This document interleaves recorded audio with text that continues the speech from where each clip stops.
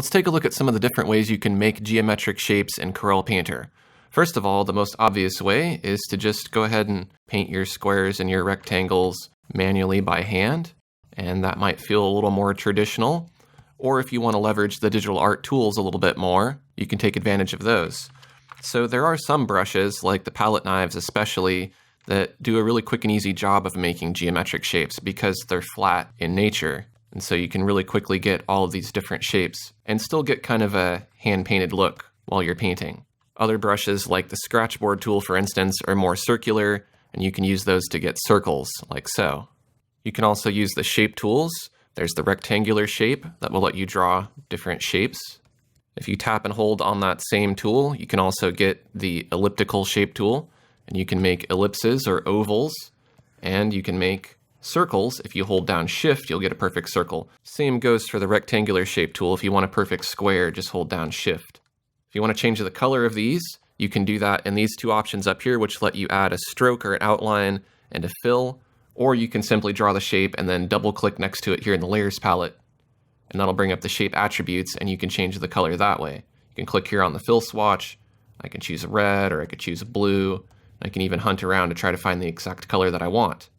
If I want there to be a stroke around it, I can add a stroke, and I can change the color of that stroke as well if I want that to be blue or red or whatever. So that gives you a lot of flexibility. As you're working on the painting, you could go through each individual piece and make changes to it like this, and all of your different layers would be separate, and so you can take them and move them around and rearrange them as you're working. Now, one thing to point out here is that when you're creating shapes using the shape tools, you're getting these vector shape layers. And if you wanted to just flatten these down to a single layer, what you do is just select them all, holding Shift, and then you can hit Control E or go to Collapse Layers. That's going to commit them to just a regular layer as if they were regular paint. And that'll let you go in here and blend them and paint on them and so on. If I don't merge them down or commit them to a shape layer, if I try to blend that rectangle with the stroke around it, nothing's happening because it's a shape layer. You have to right-click on those layers, choose Convert to Default Layer, select all those layers together, and merge them with Control E, and then you can blend. So you might ask, what's the advantage to keeping them as vector layers then? Well, as long as they're vector layers, you can go in here with the white arrow tool, the shape selection tool, and you can select different corners, and if you wanted to adjust this and make it a different shape, you could do that very easily.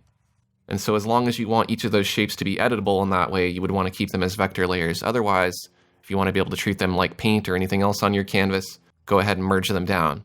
If you're not worried about keeping your background separate, you could also just go to Layers, drop All, and that'll fuse all those layers down with the canvas layer as well. If you want to be able to draw custom shapes, you can use the Pen tool, and you can tap and make points to draw polygons like so. Or if you tap and you hold, you can make curves like this. And just like with the rectangle and the ellipses, you can go to the Shape Selection tool, and you can control the curve with these little handles here, and you can move each point around however you like to make your custom shapes. And again, these are vector shapes, so you can double click on them, you can remove the stroke, you can add a fill, and you have all that customization over your shapes.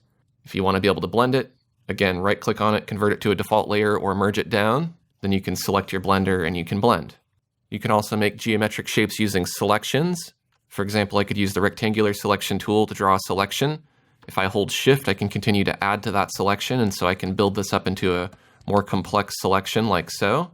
Or if I want to subtract from it, I can hold Alt, and I can chip away at that selection to make holes in it. Now if I create a new layer, and I go to Edit Fill, I can fill that shape, and now I have a nice complex shape. I can do Control D to deselect that shape, and now I can take that and move it around. I could create another layer beneath that, and repeat that process, let's say this time with the elliptical selection tool. Now I have all these different really complex shapes that I can work with. Now these are not vector layers, so you could just go in and start blending these if you want to. However, if you wanted to take a complex shape like this and make it into a vector, you can do that. What you want to do is you want to right click on that layer, choose Select Layer Content to put a selection around that. Then you want to go to Select, Convert to Shape. That converts it to a vector shape and puts that shape on its own layer. And I can go in here, double click on that shape, and I can change the color to any color I like. I can also choose my white arrow tool, and I can select nodes and reshape that image. Now you'll notice it did kind of a sloppy job when it converted it, so if that's not the kind of look you want, just watch out for that. There's also the lasso tool and the polygonal lasso tool, which also let you draw polygonal shapes like so. And you can, of course, fill those. Another option is to use straight line drawing mode. I'm going to select the scratchboard tool here. I'll select black. I'll switch to straight line drawing mode up here by clicking on this little toggle when the brush is selected. Or I can hit V to switch to straight line drawing mode and B to switch back to freeform. So right now this is freeform. I can draw any kind of curve or angle I want. But if I hit V, then I'm tapping and I'm making points, very similar to that pen tool that I was using earlier. Now, if I want to end this segment, I have to hit B on my keyboard to break that line segment. Otherwise, I'll continue adding segments. Now I can draw freeform, or I can start a new line segment by hitting V again. So as long as V is selected, I'm going to keep making segments. B to break the line segment, back to V, start a new segment.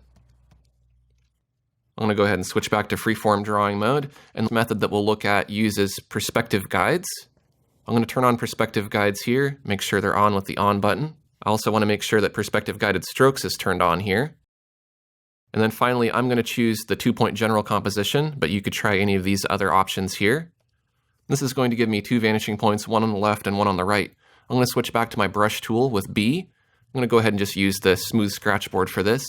And if I draw while perspective guided strokes is turned on, I'm not going to be able to draw in any other angle other than the ones that are going towards this vanishing point here. So as you can see, my strokes are locked into perspective. Now I can hold Shift, and I can break that temporarily as long as I'm holding Shift, and I can draw freeform. If I let go of Shift, it's locking it back in. Now I have a couple of custom keyboard shortcuts here, which come pre-installed with my workspace. If I hit Shift and P, then that's going to turn off perspective guided strokes as if I clicked up here to turn it on and off. So that's just my shortcut for that. Shift P turns it back on. And then I can also hit just P on my keyboard to toggle the visibility of these guides in the background. You can see there's a few different modes showing the different guides. So I might not want them visible while I'm painting, and in that case I can just hide them while still keeping perspective guided strokes active to help me draw these geometric lines and shapes. Another option is to use image hose nozzles. You could paint a bunch of abstract shapes, turn them into an image hose nozzle, and then just paint with that brush. You'll of course need to select an image hose brush to paint with. I'm going to turn off perspective guided strokes and paint with this brush, and you can see this brush is just kind of a stamp brush that has a bunch of different colored strips, and I can paint with it using pen pressure as if it's a brush. So you can really go ahead and make all your geometric shapes first if you wanted to, turn them into a brush, and then make a painting like this. Here's another example of a brush that creates primitive shapes. And if I layer them up like this, you can see I get this nice pattern. And then if I wanted to go through here and use the paint bucket to fill in some of these, I could do that. So that's a variety of ways you can use to create shapes in your abstract paintings. If you found this information helpful, take a quick second to like this video. And if you're new to my channel, I'd love to have you subscribe. I have a lot more digital art tutorials like this. Thanks for watching, and I'll see you next time.